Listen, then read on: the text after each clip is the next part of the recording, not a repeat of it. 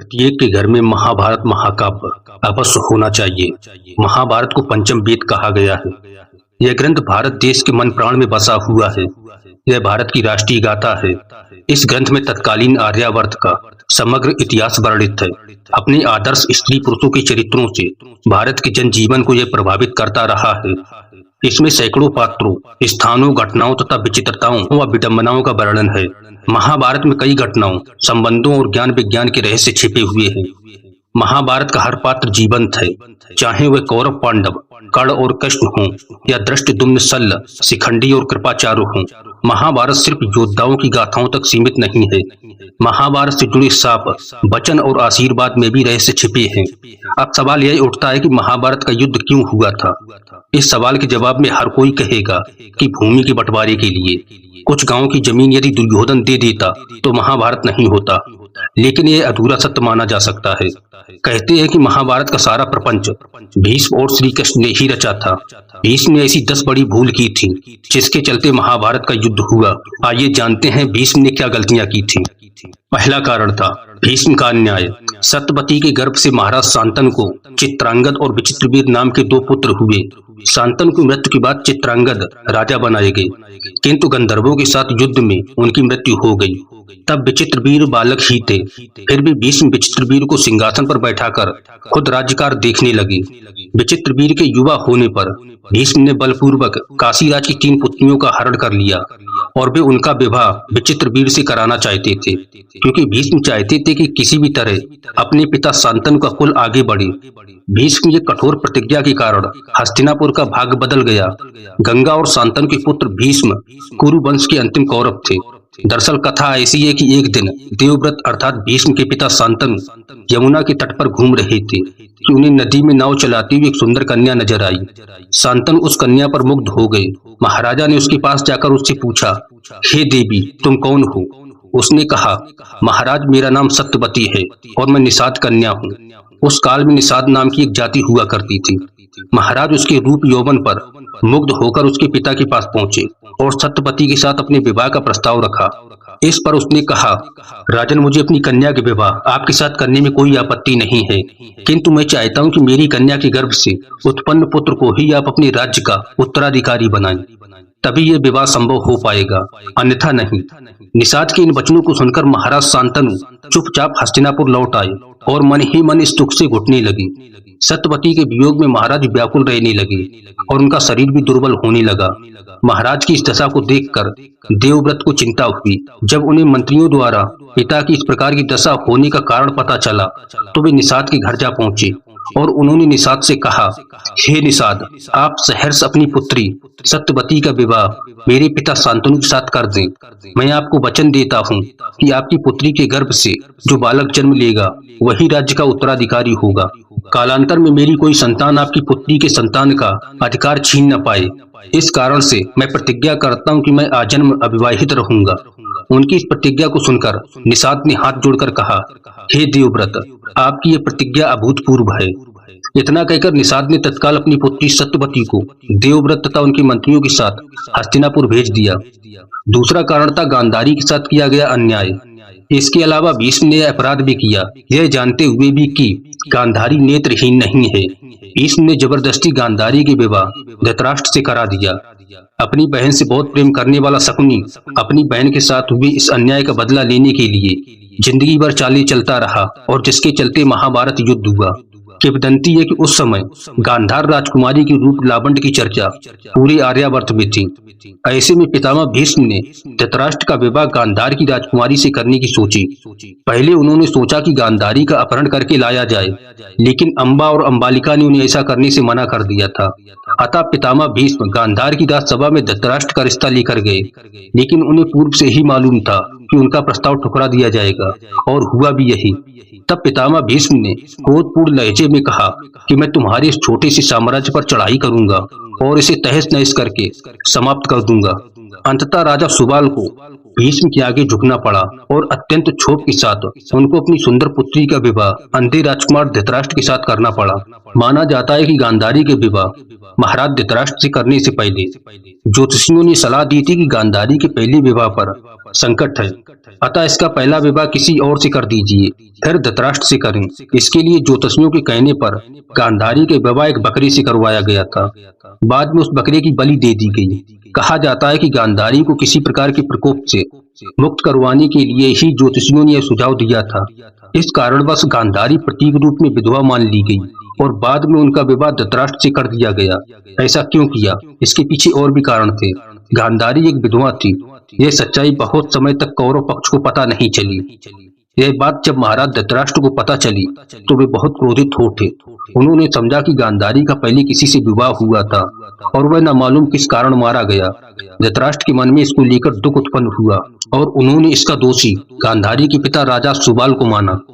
धृतराष्ट्र ने गांधारी के पिता राजा सुबाल को पूरे परिवार सहित कारागार में डाल दिया। कारागार में उन्हें खाने के लिए केवल एक व्यक्ति का भोजन दिया जाता था। केवल एक व्यक्ति के भोजन से भला सभी का पेट कैसे भरता? यह पूरे परिवार को भूखे मार देने की साजिश थी। राजा सुबाल ने यह निर्णय लिया कि वह भोजन केवल उनके सबसे छोटे पुत्र को ही दिया जाए ताकि उनके परिवार में से कोई तो जीवित बच सके। एक एक करके सुबाल के सभी पुत्र मरने लगे। सब लोग अपने हिस्से का चावल शकुनी को दे देते थे ताकि वह जीवित रह सके। मृत्यु से पहले सुबाल ने धृतराष्ट्र से शकुनी को छोड़ने की विनती की, जो धृतराष्ट्र ने मान ली थी। राजा सुबाल के सबसे छोटे पुत्र और कोई नहीं बल्कि शकुनी ही थे। शकुनी ने अपनी आंखों के सामने अपने परिवार का अंत होते हुए देखा और अंत में शकुनी जिंदा बच गया। जब कौरवों में वरिष्ठ युवराज दुर्योधन ने यह देखा कि केवल शकुनी ही जीवित बचे हैं तो उन्होंने पिता की आज्ञा से उसे क्षमा करते हुए अपने देश वापस लौट जाने या फिर हस्तिनापुर में ही रहकर अपना राजकाज देखने को कहा। शकुनी ने हस्तिनापुर में रुकने का निर्णय लिया, यह जानते हुए कि परिजनों के मरने और गांधारी के जीवन भर मजबूरन आंखों पर पट्टी बांधकर रहने की वजह से शकुनी के दिल में हस्तिनापुर साम्राज्य के लिए जहर भरा है। भीष्म ने शकुनी को राज्य में रहने की इजाजत दे दी। आगे फिर जो हुआ उसका परिणाम सर्वविदित है। तीसरा कारण था धृतराष्ट्र के अन्याय पर चुप रहे भीष्म। भीष्म जानते थे कि पुत्र मोह में धृतराष्ट्र पांडवों के साथ अन्याय कर रहे हैं, लेकिन राजा और राज सिंहासन के प्रति निष्ठा के चलते भीष्म उनके साथ बने रहे।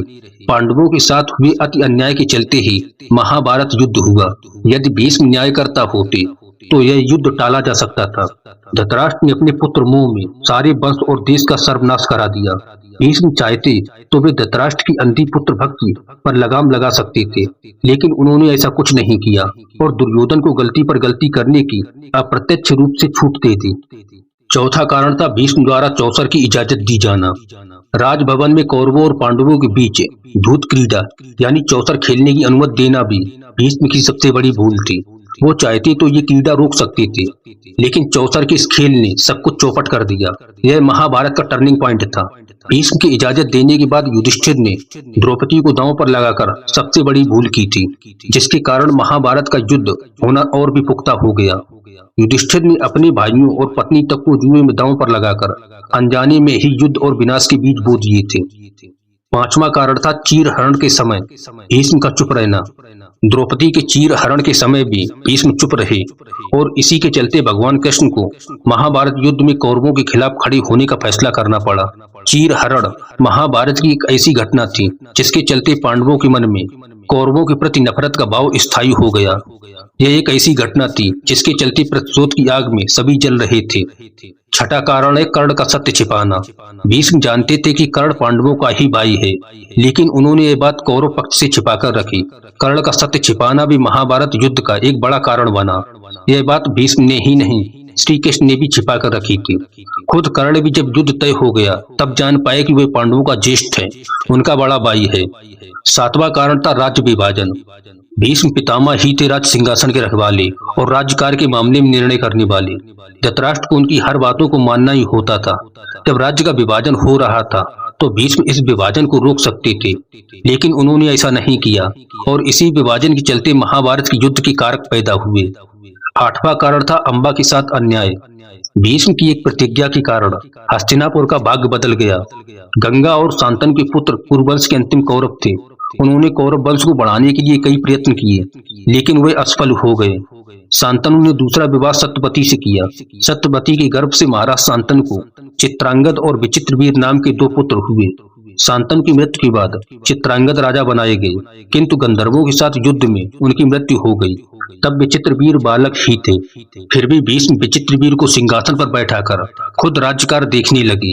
विचित्रवीर के युवा होने पर भीष्म ने बलपूर्वक काशीराज की 3 पुत्रियों का हरण कर लिया और वे उनका विवाह विचित्रवीर से कराना चाहते थे, क्योंकि भीष्म चाहते थे कि किसी भी तरह अपने पिता शांतनु का कुल आगे बढ़े। लेकिन बाद में बड़ी राजकुमारी अंबा को छोड़ दिया गया, क्योंकि वह साल्वराज को चाहती थी। अतः दोनों बालिकाओं अंबालिका और अंबिका का विवाह विचित्र के साथ कर दिया गया। लेकिन विचित्रवीर को दोनों से कोई संतानें नहीं हुई और वह भी चल बसा। साल्वराज के पास जाने के बाद अंबा को साल्वराज ने स्वीकार करने से मना कर दिया, क्योंकि वह हरण कर ली गई थी। अब अंबा के लिए यह दुखदायी स्थिति हो चली थी। अंबा ने अपनी इस दुर्दशा के कारण भीष्म को समझकर उनकी शिकायत परशुराम जी से की। परशुराम जी ने अन्याय के खिलाफ लड़ने की ठानी। परशुराम जी ने भीष्म से कहा कि तुमने अंबा का बलपूर्वक अपहरण किया है, अतः अब तुम्हें इससे विवाह करना होगा, अन्यथा मुझसे युद्ध के लिए तैयार हो जाओ। भीष्म और परशुराम जी का 21 दिनों तक भयंकर युद्ध हुआ। अंत में ऋषियों ने परशुराम को सारी व्यथा कथा सुनाई और भीष्म की स्थिति से भी उनको अवगत कराया। तब कहीं परशुराम जी ने युद्ध विराम किया। इस स्थिति से अंबा फिर भी न्याय मिलने से वंचित रह गई। बाद में अंबा ने अत्यंत द्रवित होकर भीष्म से कहा कि तुमने मेरा जीवन बर्बाद कर दिया और अब मुझसे विवाह करने से भी मना कर रहे हो। मैं निस्सहाय स्त्री हूँ और तुम शक्तिशाली। तुमने अपनी शक्ति का दुरुपयोग किया। मैं तुम्हारा कुछ भी नहीं बिगाड़ सकती, लेकिन मैं पुरुष के रूप में दोबारा जन्म लूंगी और तब तुम्हारे अंत का कारण बनूंगी। गौरतलब है कि यही अंबा अपने प्राण त्याग कर बाद में शिखंडी के रूप में जन्म लेती है और भीष्म की मृत्यु का कारण बनती है। 9वां कारण था दुर्योधन की गलतियों पर पर्दा डालना। भीष्म जानते थे कि दुर्योधन और शकुनी बुरी नीयत से कार्य करने वाले लोग हैं। राज्य और पांडवों के खिलाफ हर बार षड्यंत्र रचने में ही उनका सारा दिन निकल जाता था। यह जानते हुए भी भीष्म ने दुर्योधन को कुनीति या अनीति के मार्ग पर चलने से रोकने का प्रयास नहीं किया। दुर्योधन द्वारा श्री कृष्ण के 5 गांवों की मांग को ठुकराते हुए यह कहना कि बिना युद्ध के मैं सुई की नोक के बराबर भूमि भी नहीं दूंगा, तब भी भीष्म चुप रहे और दुर्योधन के शांति प्रस्ताव को ठुकराने की कृत्य को नजरअंदाज करते रहे। 10वां कारण था सत्यवती एक निषाद कन्या थी। उसने शांतनु से विवाह के पूर्व ऋषि पराशर के साथ भी संबंध बनाए थे, जिसके चलते महर्षि वेदव्यास का जन्म हुआ था। सत्यवती ने भीष्म से बार बार अनुरोध किया कि वे अपने पिता के वंश की रक्षा करने के लिए विवाह करके राजपाट संभालें, लेकिन भीष्म टस से मस नहीं हुए। अंत में सत्यवती ने भीष्म की अनुमति लेकर वेदव्यास के द्वारा अंबिका और अंबालिका की गर्भ से यथाक्रम धृतराष्ट्र और पांडु नाम की पुत्रों को उत्पन्न कराया। दरअसल सत्यवती और शांतनु के पुत्र विचित्रवीर की 2 पत्नियां अंबिका और अंबालिका थीं। दोनों को कोई पुत्र नहीं हो रहा था, तो सत्यवती के पुत्र वेदव्यास जी ने अपनी माता से कहा, माता आप दोनों रानियों से कह दीजिए कि वे मेरे सामने से निर्वस्त्र होकर गुजरें, जिससे उनको गर्भ धारण होगा। सबसे पहले बड़ी रानी अंबिका और फिर छोटी रानी अंबालिका गई, पर अंबिका ने उनके तेज से डरकर अपने नेत्र बंद कर लिए, जबकि अंबालिका वेदव्यास को देखकर भय से पीली पड़ गई। वेदव्यास लौटकर माता से बोले, माता अंबिका को बड़ा तेजस्वी पुत्र होगा, किंतु नेत्र बंद करने के दोष के कारण वह अंधा होगा, जबकि अंबालिका के गर्भ से पांडु रोग से ग्रसित पुत्र पैदा होगा। यह जानकर माता सत्यवती ने बड़ी रानी अंबिका को पुनः वेदव्यास के पास जाने का आदेश दिया। इस बार बड़ी रानी ने स्वयं न जाकर अपनी दासी को वेदव्यास के पास भेज दिया। दासी बिना किसी संकोच के वेदव्यास के सामने से गुजरी। इस बार वेदव्यास ने माता सत्यवती के पास आकर कहा, माते इस दासी के गर्भ से वेद वेदांत में पारंगत अत्यंत नीतिवान पुत्र उत्पन्न होगा। इतना कहकर वेदव्यास तपस्या करने चले गए। अंबिका से धृतराष्ट्र, अंबालिका से पांडु और दासी से विदुर का जन्म हुआ। तीनों ही व्यक्ति वेदव्यास की संतानें थीं। धृतराष्ट्र से किसी प्रकार का पुत्र न मिलने पर गांधारी के साथ भी वेदव्यास ने वही किया जो अंबिका और अंबालिका के साथ किया था। वेदव्यास की कृपा से ही 99 पुत्र और 1 पुत्री का जन्म हुआ। पांडु तो अपनी पत्नी कुंती और माद्री के साथ जंगल चले गए थे, जहां उनकी मृत्यु हो गई थी। कुंती और माद्री ने क्रमशः सूर्य, पवन, इंद्र और अश्विन कुमारों के साथ संबंध बनाकर अपने पुत्रों को जन्म दिया था।